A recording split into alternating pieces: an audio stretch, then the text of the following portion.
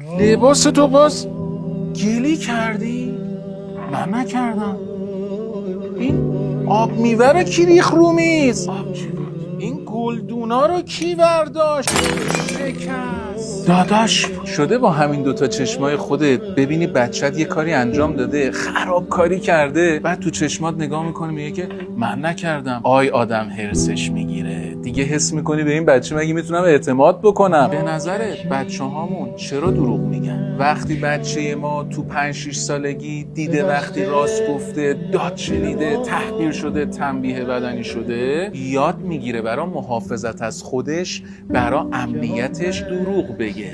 نه اینی که ذاتش خراب باشه. خونه امن نیست برای راست گفتن. ببین بچه ها دارن با کنجکاوی و شیطنت کودکیشونو میسازن. من و تو باید چیکار بکنیم؟ باباها، مامانا، یه ذره پایه باشیم، وقت بذاریم برای بازی و شیطنت های بچه‌مون. مگه چند بار این بچه قرار 5 سال و 6 سالگیشو تجربه بکنه؟ حالا بذار یاد بگیره هر خرابکاری هم که کرد، مامان بابا به جای اینکه بشینن دنبال مقصر باشن، دنبال راه حلن. بشین بهش بگو مامان جون، بابا جون، حالا به نظرت چیکار بکنیم؟ بذار یاد بگیره از همه ظرفا، فرشا، لباسا، آب میوه های کل خونتون و کل زندگیتون مهمتر و عزیزتره. بذار خونه براش امن بشه، تو تبدیل بشی به کسی که هر اتفاقی هم افتاد اون برای تو عزیزتر باشه. قول بهت میدم دیگه حداقل به خاطر ترس دروغ بهت نگه.